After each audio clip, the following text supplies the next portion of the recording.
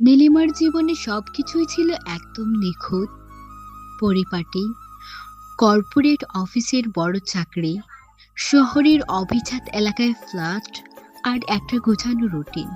কিন্তু তার এই নিয়মতান্ত্রিক জীবনে হুট করেই ঝড় হয়ে এলো আবির। আবিরের সঙ্গে তার দেখা হয় একটা আর্ট গ্যালারিতে। নীলিমা সেখানে গিয়েছিল ক্লায়েন্টের খাতিরে, আর আবির ছিল সেই প্রদর্শনীর একজন চিত্রশিল্পী। এলোমেলো চুল, জিন্স আর পাঞ্জাবি পরা আবির যেন নীলিমার পুরো বিপরীত মেরুর বাসিন্দা। প্রথম দেখাতেই আবির নীলিমাকে বলেছিল, আচ্ছা, আপনার চোখের গভীরে একটা বন্দি পাখি আছে, তাকে মুক্ত করে দিচ্ছেন না কেন? নীলিমা প্রথমে বিরক্ত হলেও আবিরের ওই অদ্ভুত ঘটনাটাই তাকে বারবার টেনে নিয়ে যেত আবিরের স্টুডিওতে। আবির তাকে শেখালো কিভাবে নিয়মের বাইরে গিয়ে বাঁচতে হয়, কিভাবে বৃষ্টিতে বেঁচতে হয়, আর কিভাবে জীবনকে ভালোবাসতে হয়। মাত্র 4 মাসের মাথায় নীলিমা বুঝতে পারল সে আবিরের প্রেমে গভীরভাবে হপডুবু খাচ্ছে। আবিরও তাকে চোখে হারাতো। একদিন রাতে আবির নীলিমাকে তার স্টুডিওতে ডেকে পাঠালো। পুরো ঘরটা মোমবাতির আলো সাজালো, মাঝখানে একটা বড় ক্যানভাস কাপড়ে ঢাকা। আবির নীলিমার হাত ধরে বলল, নীলু, আমি আমার জীবনের সেরা ছবিটা এঁকেছি। এটা আমার হৃদয়ের সবচেয়ে কাছের একটা মানুষের ছবি। আজ এটা তোমাকে উৎসর্গ করতে চাই। নীলিমার বুকটা ধক করে উঠল। সে মনে মনে নিশ্চিত ছিল কাপড়ের নিচে তার নিজেরই কোনো প্রতিকৃতি আছে। আবির যখন তাকে এত ভালোবাসে, তখন এই ক্যানভাসে সে ছাড়া আর কে থাকবে। আনন্দের একটা মৃদু হাসি তার ঠোঁটে ফুটে উঠল। আবির কাপড়ের এক খুনে ধরে টান দিল। ক্যানভাসটা উন্মোচিত হলো। ক্যানভাসে নীলিমার ছবি ছিল না, সেখানে ছিল খুব সুন্দর করে আঁকা এক মধ্যবয়সী নারীর হাসি মুখের প্রতিকৃতি। নীলিমা চমকে উঠল। ইনি ইনি কে আবির? আমি তো ভেবেছিলাম। আবিরের চোখের কোণটা তখন চিকচিক করছে। সে ক্যানভাসটার গায়ে হাত বুলিয়ে বলল, ইনি আমার মা নীলু। আজ থেকে ঠিক 5 বছর আগে এক সড়ক দুর্ঘটনায় উনি মারা যান। আর যে গাড়িটার ধাক্কায় উনি মারা গিয়েছিলেন, সেই গাড়ির মালিক ছিলেন এই শহরের এক মস্ত বড় ব্যবসায়ী, সায়ান চৌধুরী। শাহিন চৌধুরী নামটা শুনতেই নীলিমার পায়ের তলার মাটি যেন সরে গেল। কারণ শাহিন চৌধুরী আর কেউ নয়, স্বয়ং নীলিমার নিজের বাবা।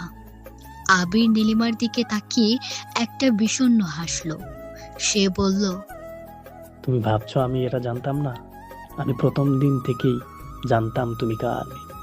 তোমার বাবা ক্ষমতার জোরে সেই কেসটা ধামাচাপা দিয়েছিলেন।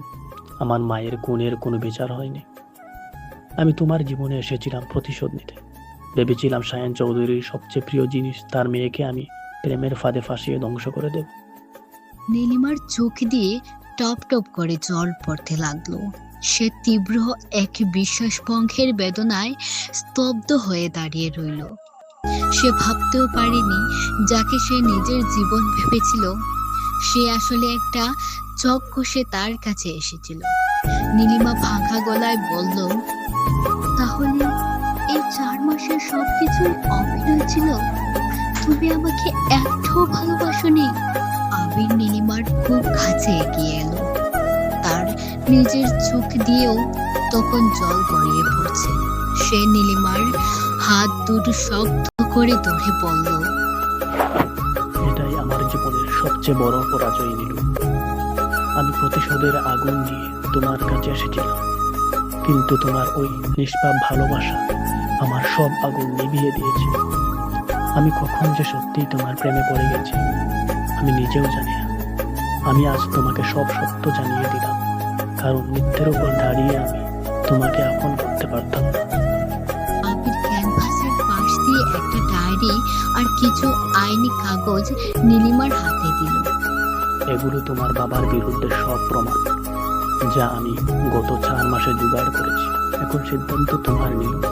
তুমি চাইলে তোমার বাবাকে বাঁচাতে পারো, আর আমাকে চিরতরে ঘৃণাও করতে পারো, কারণ একজন খুনি আর একজন প্রতারকের মাঝে কোনো ভবিষ্যৎ হতে পারে না।